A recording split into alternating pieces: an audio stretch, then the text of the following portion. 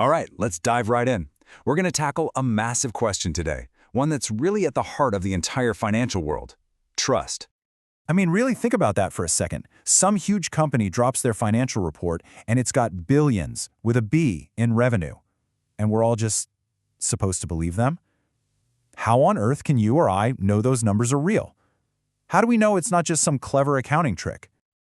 Well, the biggest hurdle here is just the sheer scale of it all. We are talking about millions upon millions of transactions. It creates this mountain of data where, yeah, honest mistakes can get lost, but even worse, it's a perfect place to deliberately bury fraud. So an auditor can't just walk in the door and start checking every single receipt. I mean, can you imagine? It would be totally impossible. It would take forever. So they have to be smarter. They need a system. They need a playbook. And here's the brilliant part. Auditors don't even try to audit the whole company all at once. Nope. They use a blueprint, a clever way to break the business down into these manageable, repeatable pieces. That's how you tackle a seemingly impossible task. And the key to this whole thing is a concept called a transaction cycle. So instead of staring at this giant, confusing mess of numbers, you start grouping related activities together. It's kind of like this. Everything to do with buying stuff goes in one bucket. Everything to do with selling stuff, that goes in another. Suddenly, the chaos starts to make sense. And what's so cool about this is that these cycles are pretty much universal. I don't care if you're a tech giant or a local coffee shop, almost every company can be broken down this way. You're buying things, that's expenditure. You're selling things, that's revenue. You're paying people, that's payroll. By auditing these simple core cycles, you're actually auditing the very engine of the business. Okay, so this whole approach sets up a really critical two-part system. First, you have the company itself. It's their job to create their own rules and safeguards. We call these internal controls. Their goal is to make sure everything's done right from the get-go. Then, the auditor comes in from the outside to test that system. Are the company's rules actually being followed? Are they working? It's the ultimate trust but verify situation. You know, the best way to really get this is to see it in action. So let's walk through one of these cycles together.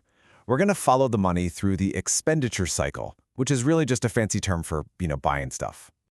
So a single purchase, from the moment someone wants something to the moment the bill is paid, is going to pass through 5 different departments, and each one has a very specific job to do.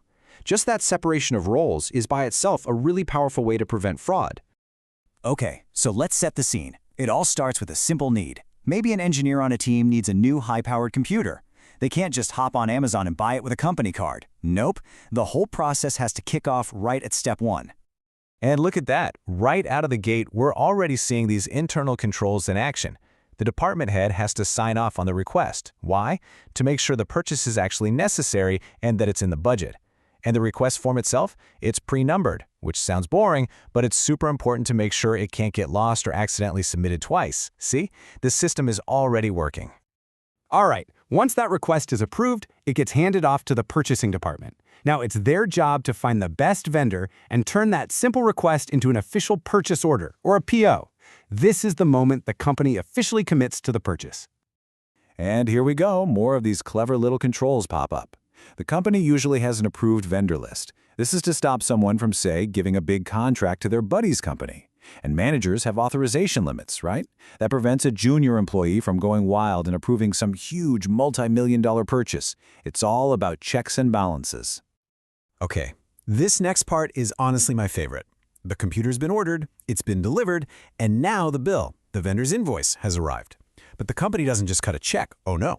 First, the accounts payable department gets to play detective. And this right here, this is what shows the real power of the system. It's called the 4-way match.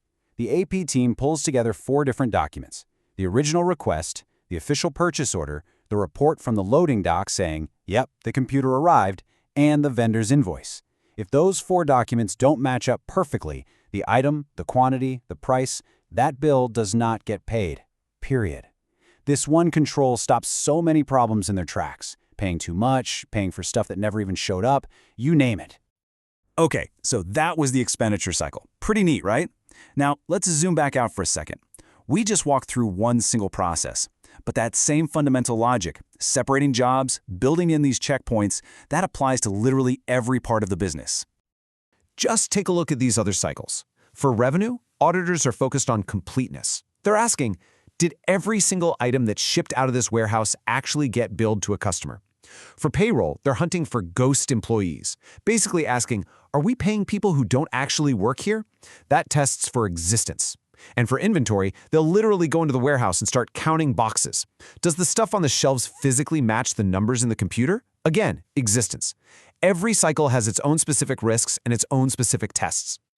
So let's bring this all home. When we talk about trusting a company's big, flashy financial numbers, we're not really putting our faith in just one number. What we're actually trusting is a system. It's this really elegant, interlocking web of all these different cycles and controls.